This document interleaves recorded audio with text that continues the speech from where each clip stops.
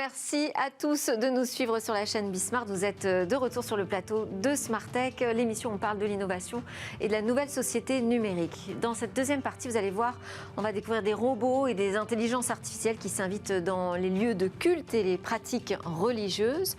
Mais d'abord, c'est l'heure de notre rendez-vous avec le coach start-up, en l'occurrence David Bitton, associé en charge de l'accompagnement opérationnel chez Serena. Bonjour David. Bonjour Delphine. Alors aujourd'hui, vous allez m'aider, moi tout particulièrement, à découvrir ce que recouvre le terme Customer Success, mais vous allez aussi aider les startups à exceller en la matière. Avec plaisir. J'avais envie de commencer en fait par quelques devinettes. Est-ce que LTV, Lifetime Value, ça évoque quelque chose ? Alors, pour moi, c'est une histoire de valeur sur le temps, mais... Exactement. Bon. En fait, c'est la valeur client dans le temps. C'est l'ensemble des profits qu'on va générer avec un client dans le temps. C'est particulièrement important parce que parfois, on résume un client à la valeur qu'il va donner le premier mois. Et l'investissement marketing qu'on va faire, on va essayer de le corréler en fait à ce premier mois. Alors que si ça se trouve, le client va rester en fait des années client de la même plateforme et donc va dépenser beaucoup plus d'argent. Et il serait dommage de ne pas investir plus pour aller chercher plus de clients compte tenu de cette valeur. Donc la LTV, la Lifetime Value, c'est effectivement l'ensemble des profits qu'on va générer dans le temps avec un client donné. D'accord. Seconde devinette, qu'est-ce que le churn ? Alors, c'est le roulement, le nombre de clients qu'on gagne et qu'on perd. Exactement, c'est la perte de clients en fait sur une période donnée. Et pourquoi je parle de ça ? C'est un terme que vous m'aviez appris il y a très longtemps d'ailleurs. C'est effectivement une notion. Internet, ouais. C'est une notion importante. Alors malheureusement, à chaque fois, ce sont des anglicismes et je m'en excuse, mais c'est vrai que c'est comme ça qu'on en parle dans notre secteur. Donc la meilleure manière de développer la lifetime value, c'est aussi simple que d'éviter d'en perdre. Oui. Et c'est pour ça que le Customer Success, c'est important. Et qu'on le confond souvent, le Customer Success, avec du support client, du service client, de la satisfaction client. Bien sûr, tout est lié. Donc, Customer Success, c'est quoi ? C'est pas de la satisfaction client ? Alors non, l'objectif, c'est effectivement de rendre les clients satisfaits, mais la satisfaction client, c'est la mesure, justement, en fait, de où en sont les clients par rapport à un produit. Oui. Le Customer Success, c'est né il y a quelques années avec une vraie logique qui est de dire que finalement, un produit, eh ben, tout le monde ne sait pas s'en servir par défaut. Et donc, des gens achètent un produit, mais il va falloir passer du temps pour les former, pour qu'ils comprennent justement en fait combien ça peut leur servir au quotidien, s'assurer qu'ils l'utilisent dans le temps, parce que sinon en fait on va perdre des clients. Et donc le Customer Success, c'est tout un investissement qui est un peu plus récent, en tout cas dans les startups, dans les entreprises, et qui vise vraiment à développer justement cette valeur client. Donc le Customer Success, c'est le meilleur ami du client. Et il ne faut surtout pas confondre Customer Success et support client ou service client, parce que le support client ou le service client, en fait, on est en réaction. C'est-à-dire que quand il y a un problème, le client vous appelle et là, on répond à son problème. Et on va essayer de faire tout pour résoudre son problème, voire de faire évoluer le produit pour que toujours le produit serve mieux les clients. Le Customer Success, en revanche, là, on va vraiment mesurer, on va être dans l'action, dans la proaction.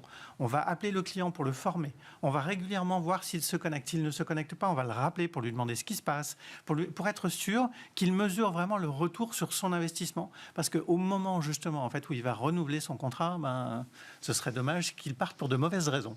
Et donc, il y a une méthode, là aussi, magique, David Bitton, pour réussir son Customer Success. Oui, en fait, c'est des choses assez simples, mais ça fait du bien, en fait, de le rappeler. La première chose, c'est ce qu'on appelle l'onboarding. L'onboarding, c'est une phase clé dans le Customer Success parce qu'on va accueillir le client et on va prendre le temps de l'appeler. C'est un terme que j'avais entendu, moi, dans le recrutement. Mais donc, vous dites que c'est la même chose avec un client. Ah ben, complètement. En fait, un recrutement réussi, c'est effectivement un collaborateur qu'on accueille dans l'entreprise et à qui on va faire découvrir l'entreprise, les outils de l'entreprise. Oui. Je pense que ça nous arrive à tous d'arriver dans une entreprise où on est accueilli avec un ordinateur. Parfois, il n'y a pas d'ordinateur, on n'a pas le téléphone. Souvent. Et puis, il faut qu'on fasse sa propre découverte. Oui. Eh bien, on est beaucoup plus puissant et efficace quand on accueille le collaborateur, qu'on passe un peu de temps à le former, à lui faire rencontrer en fait l'ensemble de l'organisation, lui faire comprendre les rituels de gouvernance. Comme ça, après, il s'est manœuvré dans l'entreprise. C'est exactement la même chose avec le client. Ça, c'est le début de l'onboarding. Donc, onboarding, OK. Ensuite, c'est vraiment travailler l'usage. Et là, ce qu'on met en place, ce sont des outils qui vont permettre de mesurer si les clients se servent ou pas en fait, du produit qu'on lui met à disposition. Est-ce qu'ils se connectent ? Combien de temps ils passent dessus ? Est-ce qu'il envoie en fait des messages à travers si l'outil sert à ça, etc. Donc c'est de vraiment qualifier le mieux possible l'usage vers lequel nous on aimerait que le client en fait aspire ou adhère en tout cas à l'usage du produit qu'on a imaginé. Et ça peut pas risquer d'être un peu intrusif comme démarche ? Alors l'objectif en fait c'est d'être le moins intrusif possible, mais c'est quand même effectivement de s'assurer que le client se serve du produit pour ensuite le rappeler régulièrement et donc lui expliquer le bénéfice et surtout en fait lui apporter s'il a fait l'achat de ce produit, c'est qu'a priori, il y avait vraiment un besoin. Oui. Ce qui serait dommage, en tout cas, c'est que parce que l'usage du produit n'est pas évident, n'est pas trivial, eh ben, en fait, il n'en est pas pour son argent, alors qu'en fait, c'est peut-être le cas. Exact. Voilà, donc c'est le Customer Success. Et donc, ça permet vraiment de développer la valeur des clients.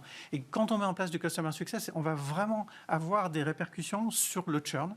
Et parce qu'on va réduire le churn, alors la lifetime value va augmenter. Et donc, on va augmenter la capacité de l'entreprise à faire de l'acquisition de nouveaux clients. Mais alors, puisque vous m'avez dit, et convaincu d'ailleurs, que ça n'avait rien à voir avec la satisfaction client, c'est donc pas les mêmes équipes qui doivent s'en occuper. Ce ne sont vraiment pas les mêmes équipes. Mais alors, qui doit s'en occuper?